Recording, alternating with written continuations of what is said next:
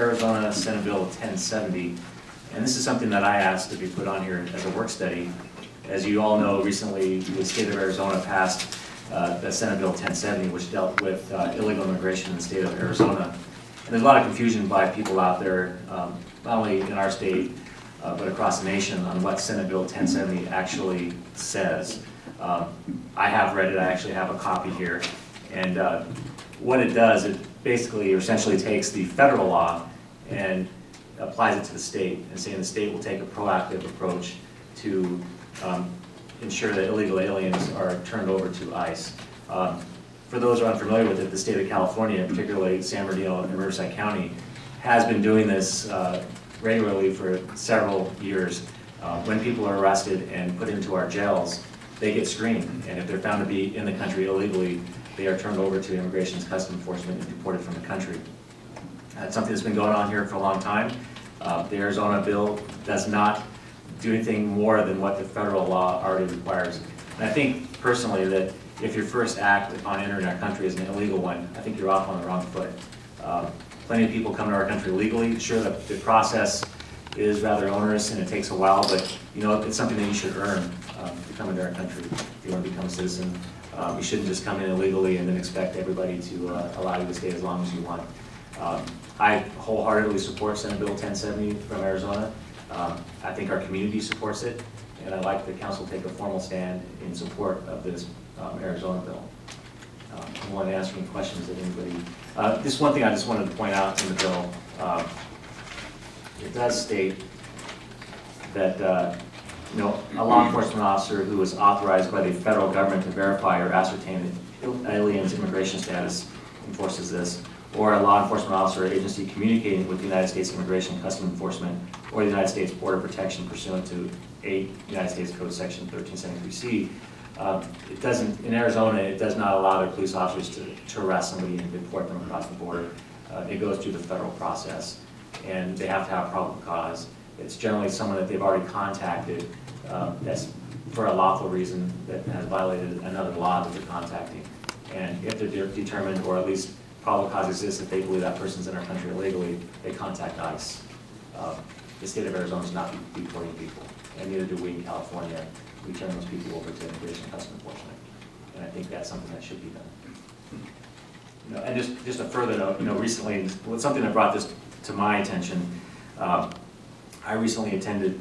I'm actually the vice chair of the League of Cities Public Safety Policy Committee, and we had a briefing by the Federal Bureau of Investigation talking about cross-border violence. As we all know, there is a major drug war in Mexico right now, and you know, believe it or not, it has crossed across the border.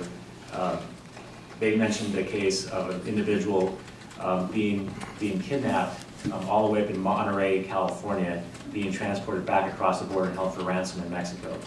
The state of Arizona, and Phoenix in particular, sees a kidnapping a day in their city, and this is one reason why the state of Arizona has taken a very proactive stance. That is affecting us here in our country today. Generally, the people that are being affected by that right now are people that are involved in the drug trade. So maybe some people, you know, don't believe we should take any action on it, but it's going to affect us as everyday American citizens. And do we wait for that to happen, or do we, as a country, take a proactive stance and assure that it does not happen? And I think that the state of Arizona is taking the first step forward, and I think it's important that they do that. Do you have any other question? Yeah, I myself have worked in a jail, and you are correct about the process in which, you know, someone commits a crime, they are illegal after they stand trial and they are deported. But my question is, are we going to be asking our Hemet Police Department to be doing anything differently by supporting this? No, we're not asking our law enforcement. Early on, when I first got on council, I asked if we could pursue officers in our department being trained by ICE. They do have a program where they will train local law enforcement officers to do some of the screening for them. We didn't pursue that at that time, but I'm not asking at this point that we do anything like that. Just the typical things they do. I'm just saying that I think what Arizona is doing is the right thing to do, and I support them. Okay. I think that we should as a council. You know, Vice Mayor, I can actually attest to how Hemet does it, and just like at the county jail, we request immigration hold. So when they stand to trial, convicted or not, then it goes to the federal agents. So just they, you know how they pick them up over like Southwest. And it's just the same procedure that's been going on as long as I've been in the city. So nothing's changed. And like the mayor says, basically we're upholding a federal government law that just they, for whatever reason, don't enforce. It's good, I think. Just a question. Yeah, you know, I don't support profiling as a means for targeting someone to be pulled over or so forth. And there was a lot of discussion about that when this bill first came about. And I don't know what the statistics are since the bill's been passed in Arizona. I don't have that information. But a question, their Chiefs Association did not support this legislation.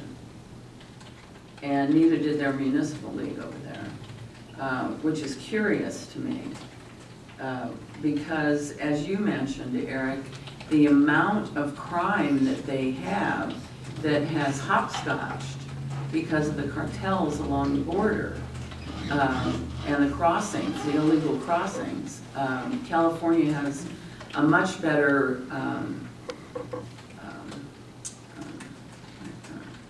reconnaissance, I guess, between Border Patrol and devices, electronic devices. But of course, we still have many people that are dying trying to cross into the United States.